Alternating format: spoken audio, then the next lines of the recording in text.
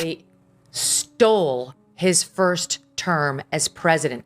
These absolute liars who run around trying to act like they're the protectors of democracy completely ruined it, tried to undermine it at every turn and at the highest levels with lies, with out and out lies that were really serious, and changed foreign policy and changed the course of history in this country in Trump's presidency.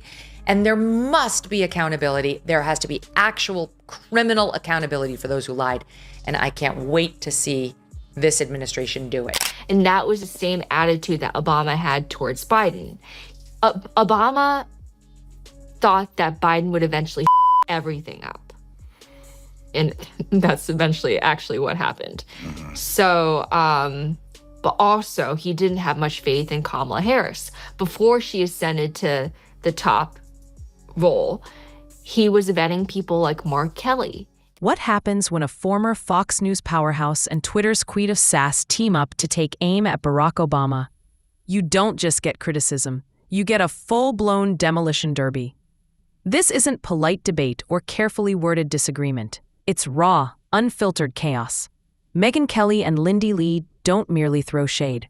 They launch something closer to a solar eclipse, darkening the glow of the man once treated like political royalty. The result is so brutal, it makes a wrecking ball look gentle. By the end, you almost get the feeling Obama might wish he had just stayed on vacation forever. That intelligence community assessment of January 17 was set to downplay Russian interference in the 2016 election. And then after a meeting with Obama and the top intelligence community officials, or at Obama's direction at least, the intelligence community did a complete 180 and played up Russian interference instead of playing it. The legend of Barack Obama was marketed like the world's most luxurious perfume. It came in a sleek bottle, complete with glossy ads, a mysterious name, and a price tag so high you wondered if you just bought air in a designer box. For years, people lined up to inhale the intoxicating scent of hope and change, believing they had joined an exclusive, limited edition political experience. We were hoping for. I don't think Pelosi was hoping for anyone in particular, or not that I know of. I do know that Obama was carefully vetting Mark Kelly, the senator from Arizona. I know there were other names on his list. I'm not saying that Kamala Harris was necessarily at the top of the list, but he was definitely considering other candidates. I don't think she was ruled out. I just think that everyone is, a lot of people, the chieftains of the party, were hoping for a lightning round, a lightning primary. And President Biden essentially preempted that by issuing his endorsement 30 minutes after he dropped. But here's the problem with perfume. It fades. And once the smell is gone, what lingers doesn't always match the hype. Now, Obama's carefully polished image is starting to unravel, thanks to two very unlikely critics. On one side, Megyn Kelly, the sharp-tongued analyst who can slice through political PR with the precision of a sushi chef wielding a brand new knife. More fuel on the fire that there's a potential, maybe a divorce or some sort of rockiness going on in the Obamas' relationship. They both posted these mirrored, very choreographed Valentine's Day messages on X, but he was just seen at an LA, the basketball team. What's it called? I can't remember the name. The Clippers, thank you. Game without her. And the LA Clippers. On the other side, there's Lindi Lee, the Twitter fire-starter who doesn't just roast, she incinerates. Her memes and sarcasm spread faster than a celebrity cheating scandal. Together, these two form a strange pairing. Kelly brings calm, surgical precision, laying out receipts like she's conducting a tax audit. Lee, in contrast, comes charging in with sarcasm and ridicule, making sure no reputation walks away intact. Their target? Barack Obama.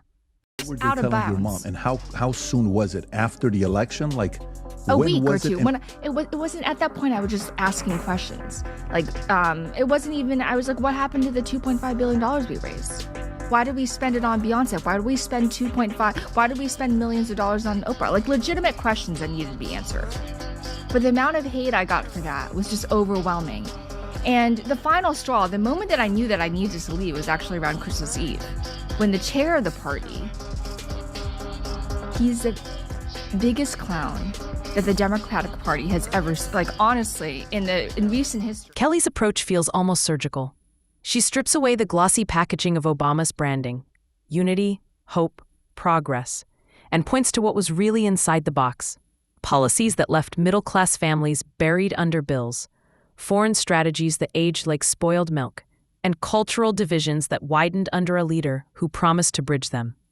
In her telling, Obama is less the hope and change icon and more like the travel agent who sold you a dream vacation without mentioning the hotel was infested with bed bugs. His foreign policy? Supposedly statesmanlike, but marked by drone strikes and half-finished wars he promised to end. Kelly reframes no drama Obama into no accountability Obama, pointing out how he left the White House only to land comfortably in billionaire luxury.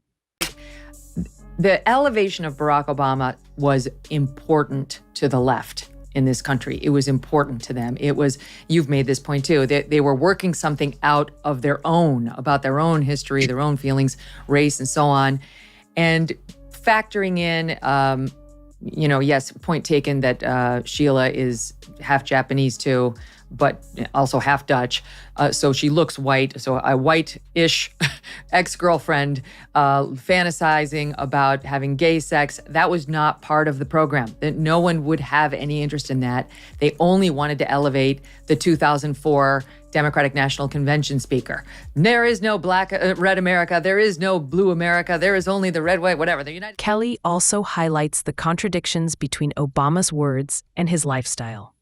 The man who once positioned himself as the champion of ordinary Americans now cashes Netflix checks bigger than the GDP of some small countries.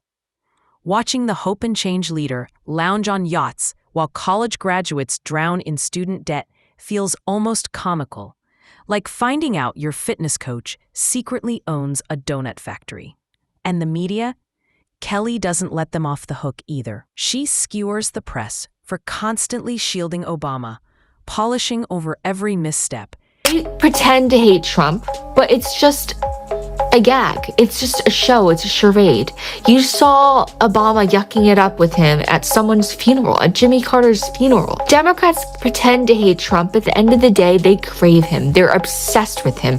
They need him for their fundraising machine. They need him for their raison d'etre. Without Trump, they would have no rudder. They would be even worse off than they are. Trump is their lodestar. It's their reason for existence. They're obsessed with the man. So they're not trying to protect themselves. They have no other reason to exist at this point because their party is their party basically, it's in shambles. Enter Lindi Lee. If Kelly is the scalpel, Lindi is the flamethrower. Where Kelly delivers methodical analysis, Lindi delivers raw ridicule. She mocks Obama's branding, his endless speeches, and the celebrity aura that made politics feel like a Netflix drama. To her, Obama wasn't so much a president as a lifestyle brand. The tailored suits, the charming smile, the curated playlists. Everything designed to sell the coolest guy alive. Image instead of delivering transformative leadership. She hones in on his betrayal of progressives, pointing out how young activists who worshipped him as a political messiah ended up with watered-down policies and broken promises. Hope quickly turned into coping. I know, because when we aren't, folks think we're divorced. Look, these are the kinds of things that I just miss, right? So I don't even know this stuff's going on. Right. And then somebody will mention it to me, and I'm all like, what are you talking about?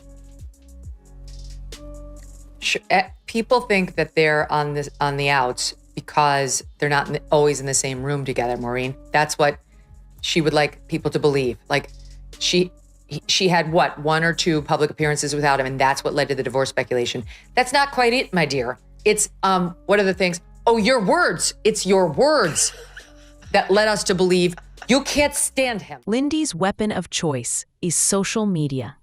Her critiques aren't just arguments. They're memes, punchlines, and viral roasts. She flips Obama's iconic slogans into biting satire. Yes, we can becomes, well, we tried. She paints his record as a PowerPoint presentation riddled with unfinished slides. While Kelly dissects Obama with careful reasoning, Lindi demolishes him with cultural mockery. And when their styles converge, Kelly's precision and Lindi's ridicule. And then it was Obama. He was elected when I was 17 years old, so I was fully indoctrinated. I went to Princeton. It's like a very, very liberal bastion. Being a conservative there was a blemish. You just couldn't.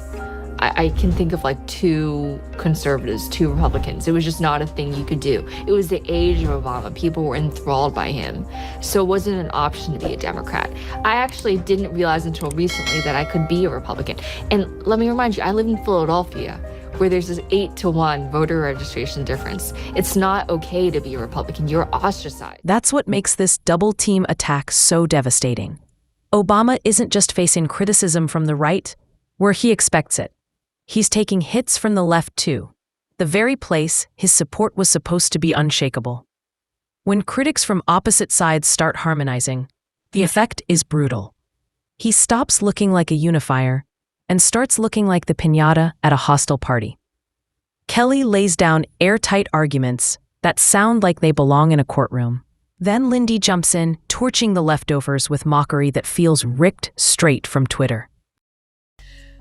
Michelle's at this end of the table. Obama's all the way over here at this end. And brother Craig is between them like a mediator, like a marriage counselor. So if they're true. really still in love and together and not getting a divorce, why aren't they seated next to each other? It's true. And why the instant affectation, like, oh, my man. And like she doubles down in the following clip. It's just over the top. And the contradiction they highlight is glaring. How do you stand before struggling middle-class families and then leave office to rake in Netflix money, like a Marvel franchise? Kelly frames it as hypocrisy. Lindi translates it into blunt Twitter speak. Obama cashed out faster than a lottery winner hiding from his relatives.